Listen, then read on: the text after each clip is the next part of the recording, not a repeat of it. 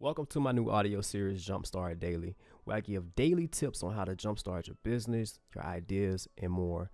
Now, all of this is going to be based off of the How to Jumpstart Your Business to Success workbook, which was written by myself as well as Bria V. Smith. Each episode is going to be fun, hopefully, but most importantly, it's going to be jam-packed with information that you can use in your daily walking business. I hope you enjoy. Welcome to another Jumpstart Daily. I'm your host, Al Smith. And today's topic on episode number 8, see, I didn't forget this time. On episode number 8 is,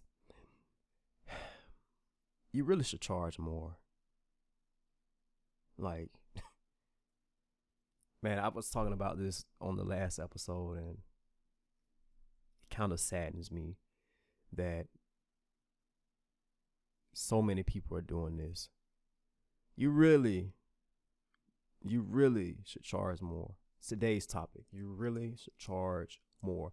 Listen, if you're a service-based business owner, you should really consider going up if you're underbidding your competition. I'm telling you, man, I talked about this in episode 7, and I almost went on a rant because I see this so much in all industries, where it's the new business owners that are getting in, trying to underbid the competition and working yourself to death for little to no money. Because that's basically what you're doing. Most of the times when you're underbidding yourself, you're not only underbidding yourself, but you're underbidding your industry, you're underbidding your family, you're underbidding your destination or your destiny. You underbidding your future. You underbidding your customers as well. And the reason why is because, like, your customers thought that they had somebody that provided good, cheap labor or good, cheap service. But because you was underbidding, you went out of business. So the next time they call, they get the we're sorry. The number that you've called is not available. Or is unavailable.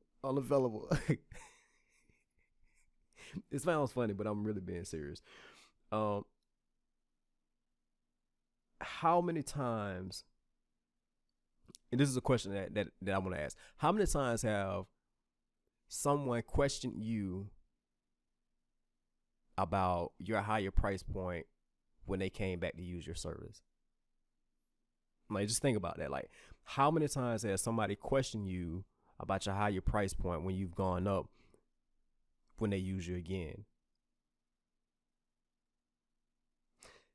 Many times you will have people that will question, this higher price point, because like when you get a new customer, from the moment that they hire you, you're setting the tone. And whatever that price point is, that's the price point that most of the times they expect to pay from then on. And so, you have times where, like, man, I've had times where I tried to go into a new industry and underbid my competition. My competition was coming in at a higher price point. I felt like, well, I can come in and just at a lower price point and, gain customers and really start bringing in revenue.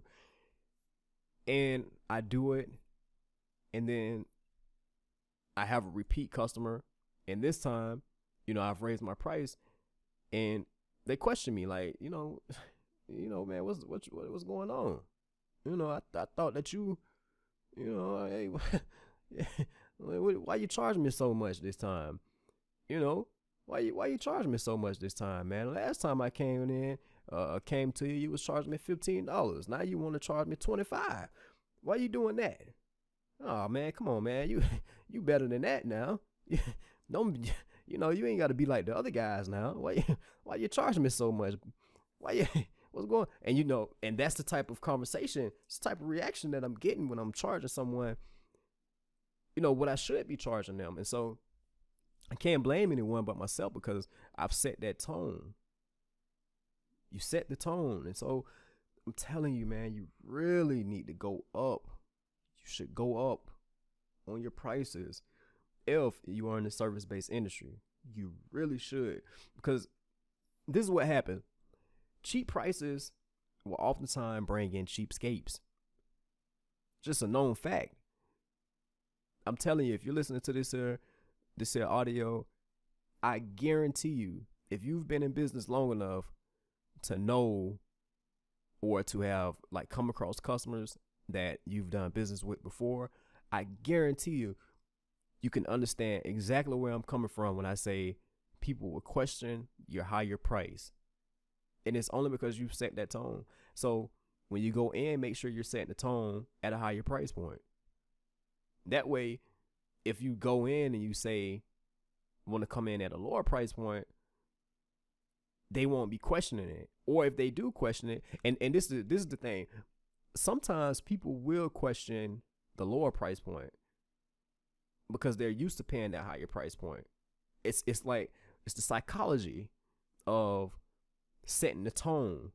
Like the saying goes, your make your first impression the best impression. It's like if you go in with the first impression being I'm the cheapest in town, then that's what the people are gonna expect from you. And if you do good work but you still are the cheapest in town, they're gonna expect for you to provide great work and still be the cheapest in town. And a lot of times it's hard for you to break out of that cycle of, okay, I'm being the cheapest in my city, or wherever I'm at, but I still got to provide great work. I'm telling you, you really should go up on your prices. Now, most times, and I talked about this in one of the previous episodes, most times when a person goes into or starts a business, you start out low based on the lack of confidence that you have or scarcity of work, because that's another one. Lack of confidence and scarcity of work are two of your worst enemies when it comes down to bidding at a higher price point. But I'm gonna give you ways that you can overcome both of them. So the lack of confidence, you can overcome that by simply studying and practicing. And I talked about that in one of the earlier audios. I talked about that. And